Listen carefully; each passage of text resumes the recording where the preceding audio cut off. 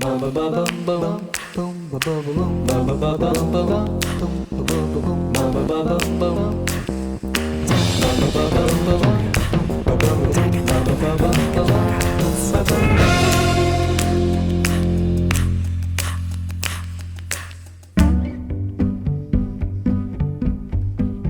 Whitney Roots, and I am the giant ass cinnamon roll baker. I'm Paul Roots, and I am the assist to the giant ass cinnamon roll baker.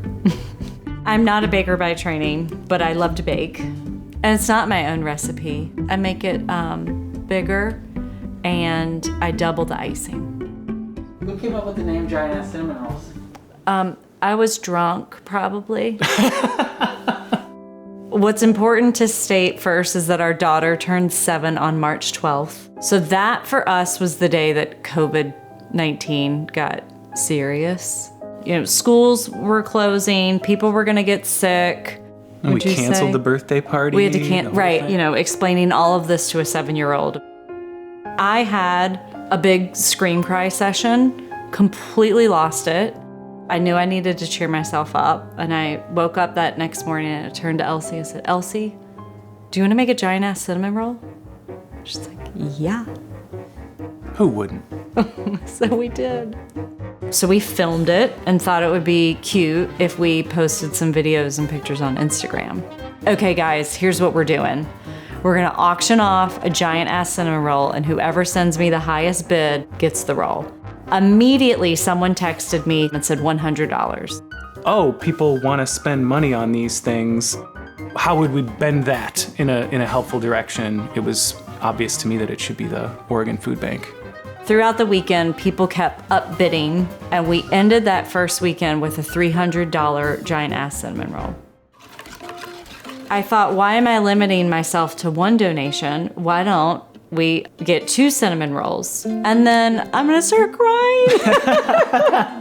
Our friends got together and pulled all their money together and then had it matched by Nike. So their roll was like $1,200. Mm-hmm. So what is that? I can't do the math. 1,200 plus 300, that's $1,500 to the Oregon Food Bank for 3 cinnamon rolls over 2 weekends. My friend, she said, do not bring me the cinnamon roll. If you bring it to me, I will, I'll eat it. I don't want to eat the terrible. cinnamon roll. So please, would you donate it to a healthcare worker who's working COVID? So that's when I got a call from the Oregon Food Bank saying, we like what you're doing. Why don't we create a website for you? The goal was for every $500 we raise, we would give a cinnamon roll to a healthcare worker. Hi, Katie. Hey, Hi, you guys. Hi, everybody. Katie Lang is a friend of ours. She really helped propel this. When I saw the giant ass cinnamon roll rollout, I got really excited, and I contacted her and I said, I think your goal's too low. I think you should raise your goal. By the end of the first week, we had upped the goal to 5,000, then 10,000, and we had surpassed $13,000. Now, if you're doing the math, that's 26 cinnamon rolls that take 4 hours each to bake. It got busy. It got really busy. Storm Large found me on Twitter. And I was like, do you need help? I have a truck. Dude, I'm there, I'm driving. And she said, please let me help deliver the boxes. And our daughter had decorated them. They were cute. And they said, yeah, we decorated. And I'm like, guess what? I could do better. So I was being a jackass. And so I decorated a bunch of boxes with angels with big butts, and it was really fun. So it became this funky, fun art project. And then she started auctioning those off. The big incentive, if you won the Storm box, was that she would deliver it to your house. After she had given herself the label of best box decorator, Paul said, And then her husband is a frickin' artist, an actual artist, so he trounced me. You know, I paint pictures of people, right? What's my role during a pandemic, you know? How do I use the skills that I've worked decades to perfect? I could not have predicted that I would be doing marker portraits on cake boxes. Who knew? It made me feel so much better and less helpless. And I got to go to hospitals and thank the frontline workers in person. And of course, selfishly putting all those things in my car made my car smell like Christmas. And Katie said, let me talk to Terry about whether he could help out. I just knew that he would want to help, so I reached out, and of course, there he was. Should I say big ass? Giant ass? Do I say giant ass? The art was very cool. My personal favorite was one that was opening night pre-season when I was wearing a kind of a retro 70s outfit.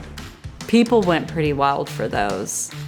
Like a lot of things, it starts as an idea and it just mushrooms into a phenomena. Tillamook gave us cream cheese, Bob's Red Mill gave us flour, Organic Valley gave us milk and butter, Shepherd's Grain gave us flour.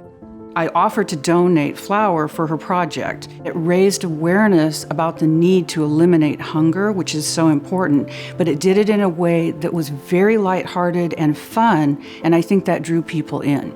It was one person, one family doing what they could to help their community without waiting for some other group or some other entity to provide them an avenue. They did it themselves.